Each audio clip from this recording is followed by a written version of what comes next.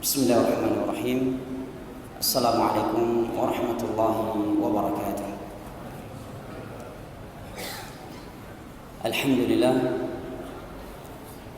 Alhamdulillahilladzi arsala rasulahu bil huda wa dinil haqq liyudhhirahu 'ala ad-din kullihi walau karihal kafirun walau karihal musyrikun wa asyhadu an la ilaha illallah wahdahu la syarika lah إقرارا به وتوحيدا وأشهد أن محمدا عبده ورسوله صلى الله عليه وعلى آله وصحبه وسلم تسليما كثيرا أما بعد فالحمدلillah, puji dan syukur senantiasa kita panjatkan kehadirat Allah Jalla wa Azza yang telah berfirman di dalam Al-Quran Al-Karim pada surat Ibrahim, wa in ta'uddu ni'matallahi la tuhsuha innal insana lazalumun kafar.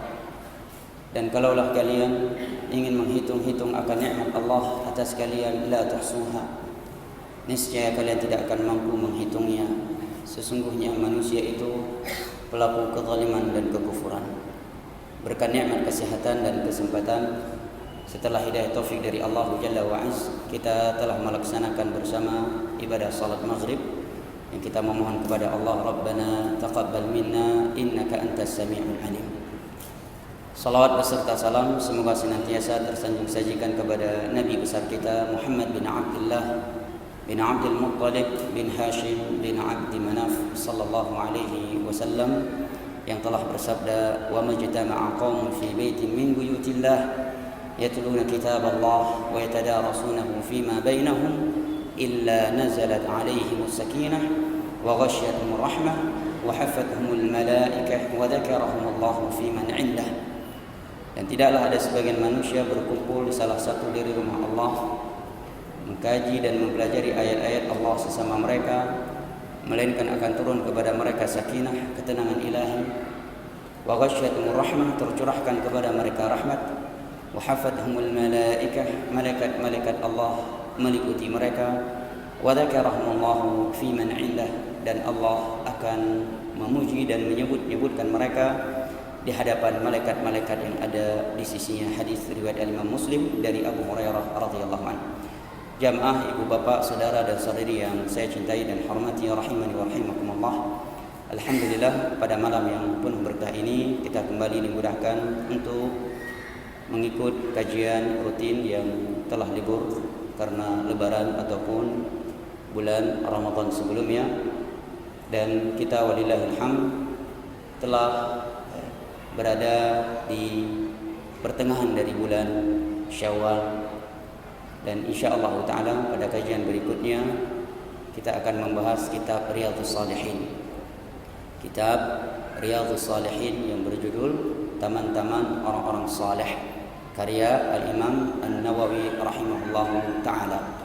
Namun pada malam hari ini saya akan membahas terlebih dahulu sebagai kajian perdana setelah liburnya karena lebaran dan Ramadan, sebuah hadis yang akan kita renungi bersama. Mudah-mudahan banyak pelajaran dan hikmah yang dapat kita petik dari hadis tersebut. Namun sebelumnya saya ingin ingatkan saya sendiri yang pertama kali dan jamaah semua dengan ucapan seorang ulama salaf yang bernama Bishr Al-Hafi. Kata beliau, bi'sal qawmu la ya'rifuna lillahi haqqan illa fi Ramadan, wa inna as-saliha alladhi ya'malu wa yajtahidu as-sanata kullaha. Kata beliau Bishr Al-Hafi, sungguh jelek suatu kaum yang tidak mengenal Allah kecuali di bulan Ramadan saja. Di bulan Ramadan, Masya Allah, mukulabiku ingat ibadah. Tapi menan tubi bulan puasa, subhanallah, di bulan Ramadan seakan-akan hadir di hati sosok Abu Bakar, Umar, Uthman dan Ali di dalam beribadah. Tetapi begitu keluar dari bulan Ramadan, sudah mulai lagi seperti Abu Lahab dan Abu Jahal. Tidak seperti itu seorang mukmin. Kata beliau, bi'sal qaum alladzi la ya'rifuna Allah illa fi Ramadan. Sungguh jelek suatu kaum yang tidak mengenal Allah kecuali hanya di bulan Ramadan. Wa inna as-salih alladhi ya'malu wa yajtahidu as-sanata kullaha. Sesungguhnya hamba Allah yang salih itu dia akan senantiasa melakukan amal soleh dan bersungguh-sungguh sepanjang masa, sepanjang tahun. Karena bulan Ramadan adalah bulan pendidikan dan pelatihan agar seorang hamba bertakwa kepada Allah Jalla wa'ala sepanjang tahun setelah dia dididik dan dilatih untuk bertakwa kepada Allah Jalla wa'ala di bulan Ramadan. Hadis yang akan menjadi pembahasan kita pada malam yang penuh berkah ini adalah hadis yang diriwayatkan oleh Al-Imam Tabrani dan Al-Imam Nasa'i. Disahihkan oleh Syekh Albani dalam kitabnya As-Silsilah Shahihah pada nomor 1802 dari sahabat Abdullah bin Umar radhiyallahu anhuma bahwa Rasulullah sallallahu alaihi wasallam bersabda, "Thalathun muhlikat wa thalathun munjiyat wa thalathun kaffarat wa thalathun darajat."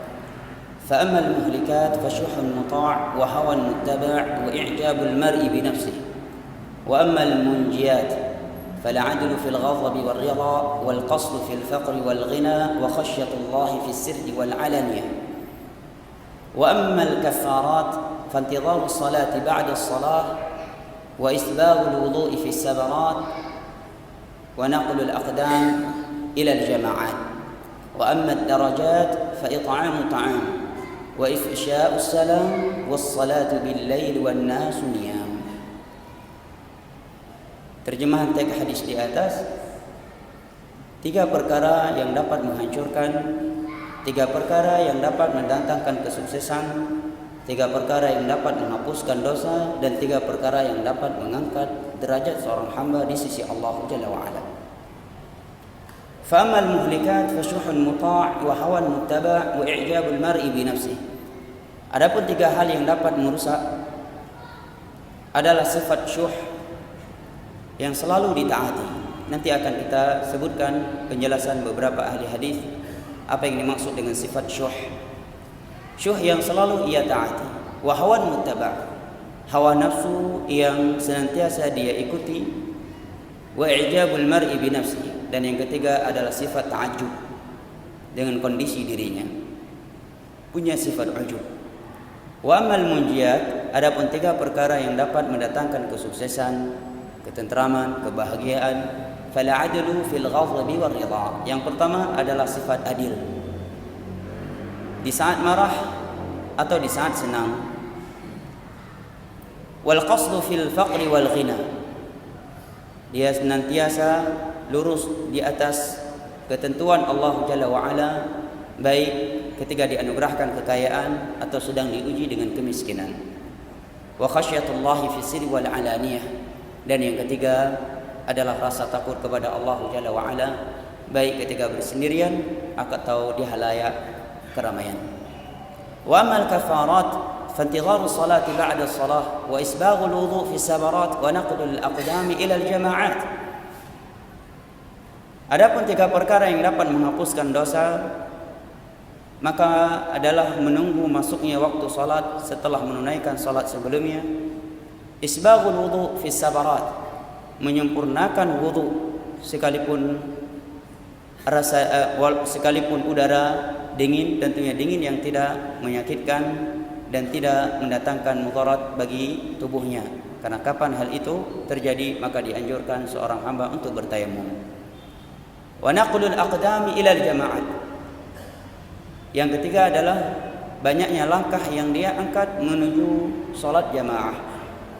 Wa amma darajat, adapun 3 perkara yang dapat mengangkat derajat seorang hamba di sisi Allah Jalla wa'ala, fa it'amu ta'am wa ifsha'us salam was salatu bil lail wan nasu niyam, adalah memberi makan kepada manusia, memberi makan, wa ifsha'us salam, menebarkan salam, dan yang ketiga adalah wassalatu bil laili wan nasu niyam, adalah salat di malam hari di saat manusia sedang tidur. Inilah hadis yang akan saya ajak jamaah semua untuk menenunginya. Mudah-mudahan banyak pelajaran dan hikmah yang dapat kita petik. Di dalam hadis ini ada 12 pembahasan. Yang pertama, 3 hal yang dapat menghancurkan. Kemudian yang berikutnya 3 hal yang dapat mendatangkan kebahagiaan, kesuksesan, keselamatan. Kemudian yang berikutnya adalah 3 perkara yang dapat menghapuskan dosa. Setelah itu adalah 3 perkara yang dapat mengangkat derajat seorang hamba di sisi Allah Jalla wa Azza. Nabi SAW di sini menyebutkan tentang 3 hal yang dapat menghancurkan dan merusak perjalanan seorang hamba di dunia ini menuju Allah Jalla wa Ala. Beliau sebutkan yang pertama adalah syuh. Disebutkan oleh Al-Imam Ibnul Athir, bukan Ibnul Kathir. Ibnul Athir dalam kitabnya Gharaibul Hadis tentang teks-teks hadis yang asing dan sulit dipahami. Beliau menyebutkan bahwa syuh itu adalah penyakit al-hirs, sifat semangat untuk mengumpulkan harta sekalipun dengan mengambil hak orang lain. Sekalipun dengan mengambil hak orang lain dan melanggar daripada ketentuan-ketentuan Allah Jalla wa Ala. Seiring itu dia pelit untuk mengeluarkannya di jalan Allah Jalla wa Ala. Sehingga syuh ini lebih parah daripada sifat pelit semata. Dia semangat untuk mengumpulkan harta dengan cara-cara yang tidak diridhai oleh Allah. Apakah dengan mengorbankan hak orang lain, setelah itu dia pelit mengeluarkannya di jalan Allah Jalla wa Ala. Barang siapa yang Allah selamatkan dari penyakit ini, maka dia akan bahagia dunia dan akhirat. Allah berfirman di dalam surat Al-Hasyr, "Wa man yuqa syuhha nafsihi fa ulaika humul muflihun." Dan barang siapa yang dibersihkan dari sifat syuh ini, maka sungguh dia adalah orang-orang yang beruntung, dari kalangan orang-orang yang beruntung. Di dalam sebuah hadis yang sahih, Nabi SAW menyatakan, "Iyyakum wasyuh, fa innahu ahlaka man kana qablakum." Hati-hatilah kalian dari sifat syuh ini, karena sifat syuh ini telah membinasakan orang-orang sebelum kalian. Tidak sedikit silaturahim putus dikarenakan sifat syuh ini. Tidak sedikit darah tertumpahkan dikarenakan sifat syuh ini. Tidak sedikit keluarga besar putus silaturahmi sesama mereka dikarenakan sifat syuh mereka terkait harta warisan yang telah ditinggalkan oleh keluarga mereka. Tidak sedikit terjadi pembunuhan dikarenakan sifat syuh ini. Maka alangkah benarnya apa yang disabdakan oleh Nabi SAW, "Iyyakum wasyuh, fa innahu ahlaka man kana qablakum." Hati-hatilah kalian dari sifat syuh ini, karena syuh itu telah membinasakan umat-umat sebelum kalian. Dan di dalam hadis yang diriwayatkan oleh Al-Imam Al-Bukhari dari sahabat Abu Hurairah, Nabi menyebutkan sifat syuh ini banyak terjadi di akhir zaman, di umat beliau akhir zaman. Di dalam hadis tersebut Nabi menyatakan, "Yataqarabu zaman wa yanqusul amal wa yulqa asy-syuh wa tadhharu al-fitan wa yakthuru al-haraj." Qalu, "Wa mal haraj ya Rasulullah?" Qala, "Al-qatlul qatl." Nabi menyatakan akan datang suatu masa nantinya di akhir zaman, yang mana di masa tersebut perputaran waktu semakin cepat. Wa yanqusul amal, amalan yang saleh yang dibangun di atas keikhlasan dan di atas sunnah Nabi SAW itu sudah sangat sedikit adanya. Banyak yang beramal tetapi tidak memenuhi 1 dari 2 syarat di atas atau bahkan 2-duanya. Adapun amalan yang memenuhi 2 syarat di atas, maka Nabi katakan itu sangat jarang ada di akhir zaman. Wa yulqa asy-syuh, di saat itu mayoritas manusia itu memiliki penyakit syuh ini. Wa tadhharul fitan, berbagai fitnah bermunculan. Wa yakthuru al-harj, dan banyak terjadi al-harj. Para sahabat pun bertanya, "Apa yang Anda maksud dengan al-harj ya Rasulullah?" Maka Nabi bersabda, "Al-qatlu al-qatlu, pembunuhan sesama kaum muslimin."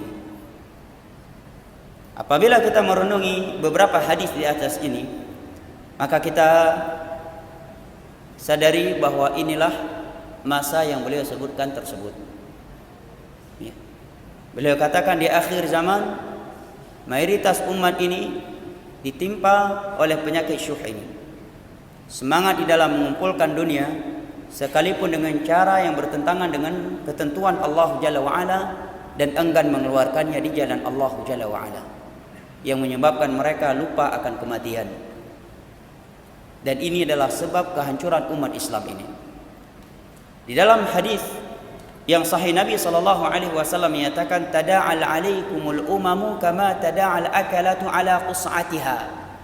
Sesungguhnya kalian umat Islam di akhir zaman itu akan dibantai oleh musuh-musuh Islam sebagaimana orang-orang yang sedang lapar menyantap makanan yang sedang disediakan.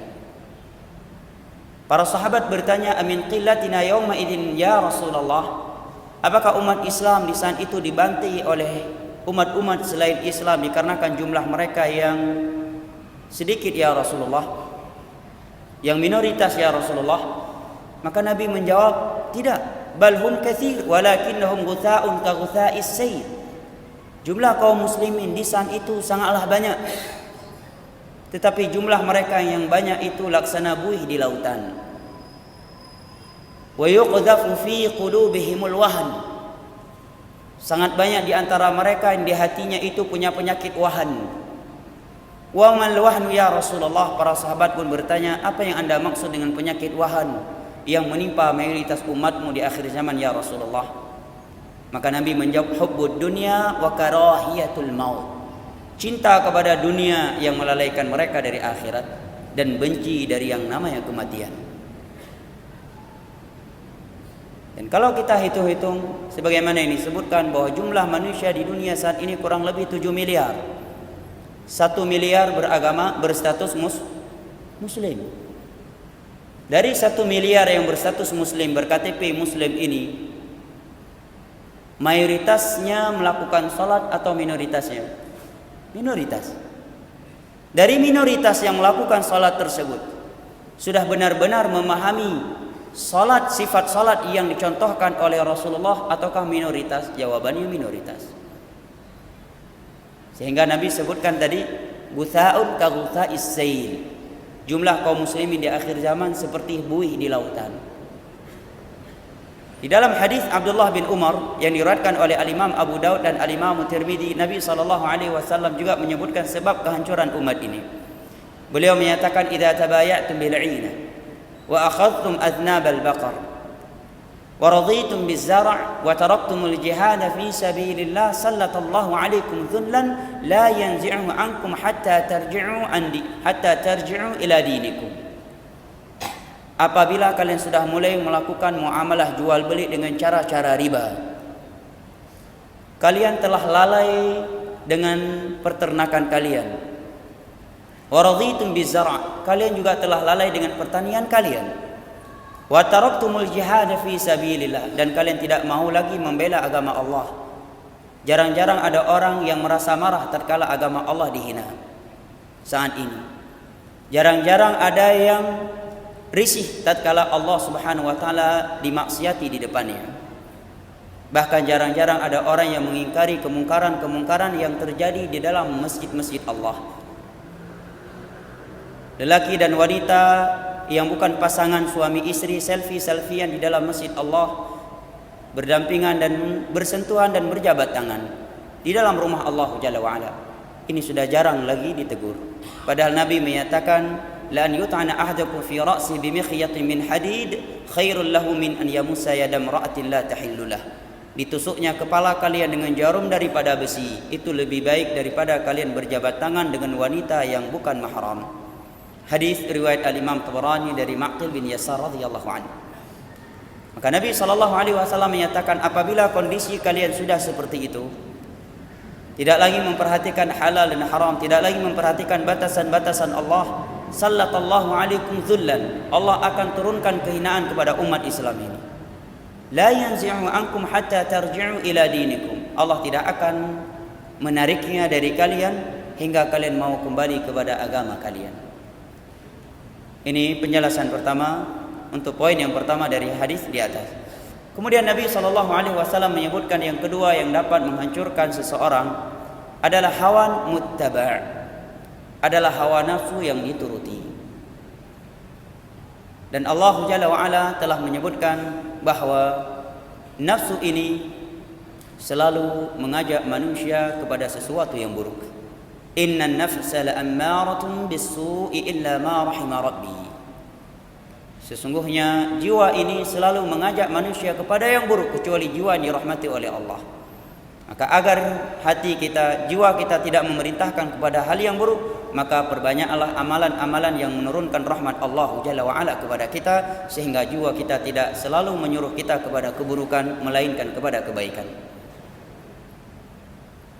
Dan mengikuti hawa nafsu merupakan sebab agama Allah Jalla wa'ala sering dipeleseti, sering ditinggalkan. Dan itu sebab kehancuran agama Islam di tengah-tengah kaum muslimin. Allah berfirman, "Walau ittaba'al haqqu ahwa'ahum lafasadati samawati wal ard." Kalaulah kebenaran yang datang dari agama Allah itu harus mengikuti hawa nafsu mereka, niscaya akan hancur langit dan dunia ini. Allah Jalla wa Ala juga berfirman di dalam surat Al-Qasas, "Fa in lam yastajibu laka fa'lam annama yattabi'una ahwa'ahum."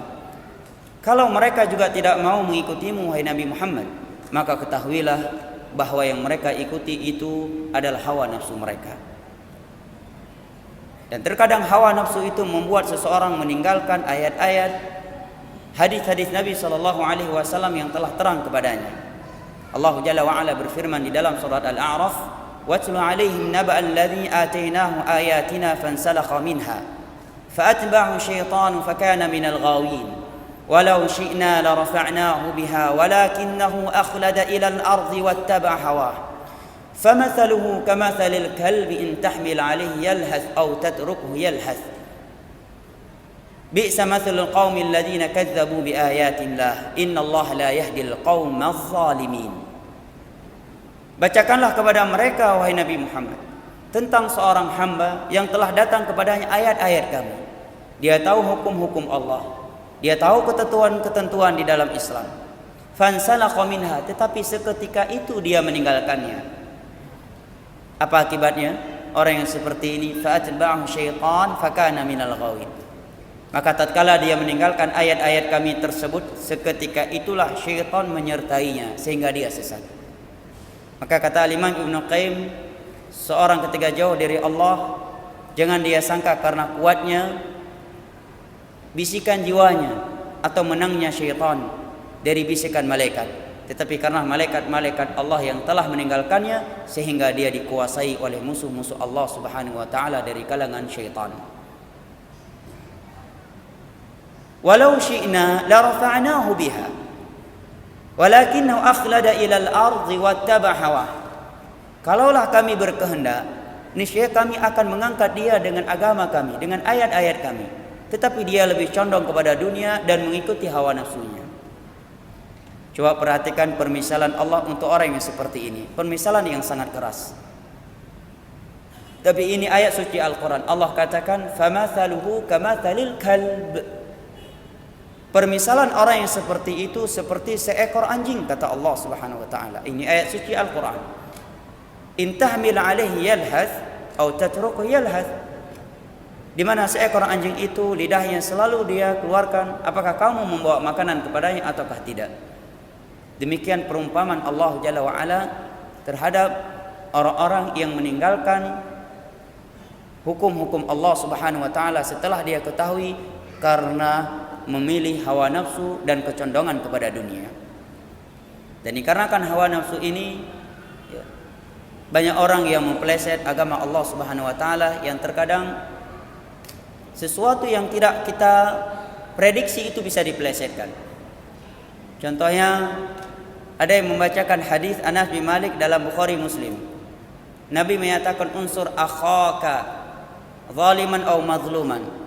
Kalau kita terjemahkan artinya apa? Tolonglah saudaramu, akhaka, saudaramu artinya dia melakukan kezaliman ataukah dia dizalimi. Ada yang mempeleset hadis ini untuk seorang yang calon gubernur di DKI kemarin. Unsur akhaka, Nabi aja suruh bilang tolong Ahok. Dan ini ada ceramahnya. Coba bayangkan, begitu mudahnya orang dibodoh-bodohi. Ya, begitu mudahnya orang dibodoh-bodohi. Padahal akhaka artinya saudara kamu. Tapi dipeleset untuk nama seseorang yang calon gubernur DKI di sana itu. Ya. Dipeleset agama Allah Subhanahu wa taala untuk membawa manusia kepada apa yang dia inginkan. Maka Nabi SAW sebutkan di sini wahwan muttaba', hawa nafsu yang dituruti. Dua sifat ini, syuh dan hawa nafsu ini telah membinasakan umat-umat sebelum kita, kata Nabi. Contohnya sangatlah banyak. Di antaranya Qarun. Allah Subhanahu wa taala menceritakan tentang Qarun di dalam surat Al-Qasas, "Inna Qaruna kana min qaumi Musa fabagha 'alaihim wa inna mafatihahu latanu bil 'usbati ulil quwwah إذ قال له قومه لا تفرح إن الله لا يحب الفرحين وابتغ فيما أتاك الله الدار الآخرة ولا تنس نصيبك من الدنيا وأحسن كما أحسن الله إليك ولا تبغي الفساد في الأرض إن الله لا يحب المفسدين إن الله لا يحب الفساد قال إنما أوتيته على علم عندي." Allah menyatakan sesungguhnya Qarun itu bagian dari kaum Musa alaihissalam, tetapi dia angkuh dan sombong terhadap Musa karena kekayaan yang dia miliki. Wa inna mafatihahu latanu bil 'usbati ulil quwwah.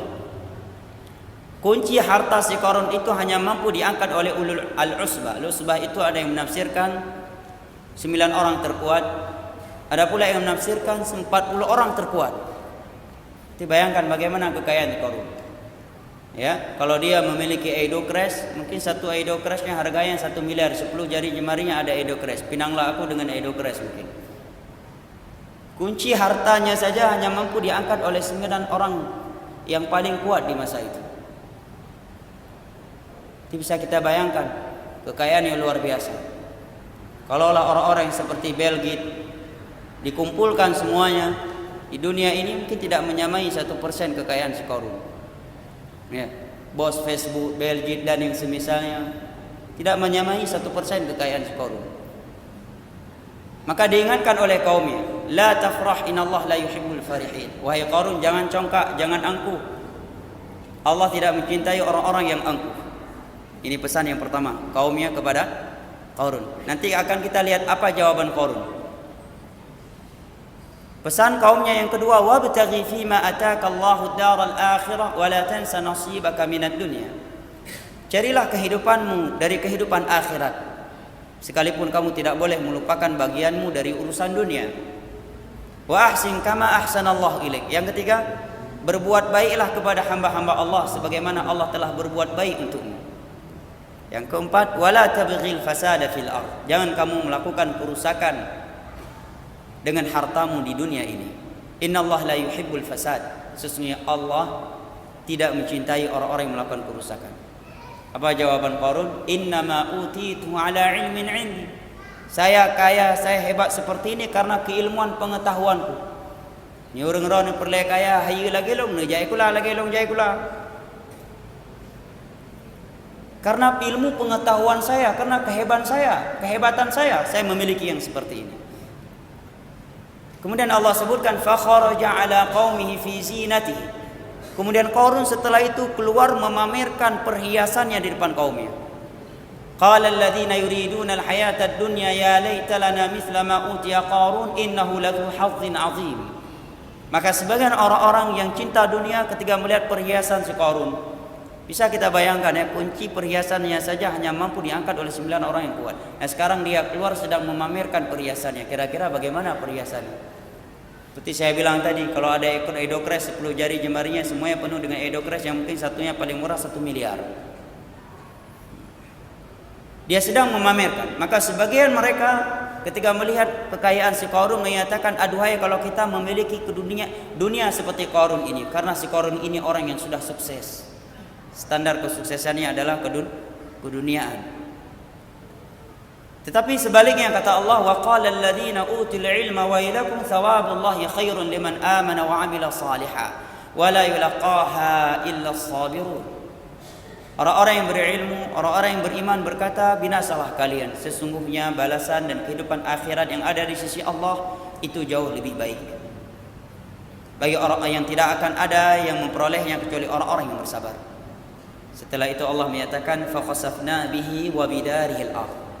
Tatkala si Qarun sedang memamerkan perhiasannya, tiba-tiba Allah ciptakan gempa bumi lokal yang ditelan oleh bumi hanya Qarun dan istananya saja. Secara logika enggak logis, tapi tidak ada yang enggak logis menurut kekuasaan Allah. Innama amru idza arada li syai'in an yaqula lahu kun fayakun. Secara akal kan nggak masuk akal. Ada gempa tok satu orang yang ditelan oleh bumi. Dan hanya istananya, padahal dia sedang berada di tengah-tengah masyarakatnya yang sedang menonton perhiasan yang sedang dia pamerkan. Tapi begitu terjadi gempa bumi, yang ditelan oleh bumi hanya Qarun dan istananya. Maka di saat itu semua orang-orang yang tadinya berangan-angan hidup seperti Qarun menyatakan, sungguh kita akan celaka kalau kita hidup seperti Qarun, mungkin kita juga akan seperti dia ujungnya. Makanya alangkah benar apa yang disebutkan oleh Nabi SAW di atas, bahwa syuh dan hawa nafsu yang diikuti itu adalah sesuatu yang membinasakan. Dan yang terakhir dari tiga hal yang dapat menghancurkan seorang hamba adalah i'jabul mar'i binafsi, kagum terhadap kondisinya sendiri, sifat ujub. Sifat ujub itu kata para ulama adalah an yara nafsu ainal kamal, di mana dia memandang dirinya itu selalu sempurna dan orang yang selainnya selalu berada di dalam kekurangan. Dan ini salah satu sifat yang dimiliki oleh iblis yang membuat dia enggan sujud kepada Nabi Adam. Khalaqtani min nar wa khalaqtahu min tin. Engkau menciptakan aku dari api, sedangkan Adam engkau ciptakan dari tanah. Masa saya yang diciptakan dari api mau sujud kepada yang diciptakan dari tanah? Ujungnya iblis. Dan terkadang sifat ujub ini mengeluarkan kata-kata yang terkadang itu sangatlah fatal bagi orang tersebut. Terlalu cepat memvonis orang lain dengan kesesatan dan api neraka. Di dalam sebuah hadis Abu Hurairah yang diriwayatkan oleh Imam Tirmidzi, Nabi menceritakan ada seorang ahli ibadah, dan di sana ada pula seorang yang sering bermaksiat kepada Allah. Maka ahli ibadah ini setiap kali melewati ahli maksiat ini menyatakan, ya, kepadanya api neraka, kepadanya api neraka. Terlalu cepat memvonisnya ke dalam api neraka. Maka pada hari kiamat Allah Jalla wa'ala memasukkan ahli maksiat tadi dengan rahmatnya ke dalam syurga, dan ahli ibadah tadi ke dalam neraka. Apa sebabnya? Kata Nabi SAW, Allah menyatakan, engkau telah memvonis hambaku dengan suatu vonis yang itu bukan haknya engkau. Yang itu bukan haknya. Apa sebabnya? Karena sifat ujub tadi. Karena bisa jadi orang yang kita lihat selama ini bermaksiat, ketika dia bertobat, ibadah jauh lebih hebat daripada kita. Atau dia punya ibadah-ibadah yang tidak kita ketahui, yang penuh dengan keikhlasan kepada Allah Jalla wa'ala. Siapa tahu di malam hari dia pernah salat menangis dan ikhlas karena Allah, dan bersedekah walaupun sedikit tetapi ikhlas karena Allah Subhanahu wa taala, yang menjadi sebab terhapusnya seluruh maksiat dan dosa yang dia lakukan. Maka tiga hal ini Nabi SAW sebutkan, ada tiga hal yang dapat menghancurkan dan merusak seorang hamba dalam perjalanan menuju Allah Jalla wa'ala. Adapun beberapa hal yang berikutnya yang masih tersisa dalam pembahasan hadis akan kita sebutkan pada pertemuan yang lain. Apabila waktu masih tersisa, maka saya persilakan kepada jamaah yang ingin menyampaikan suatu kritikan, masukan atau yang lainnya. Segala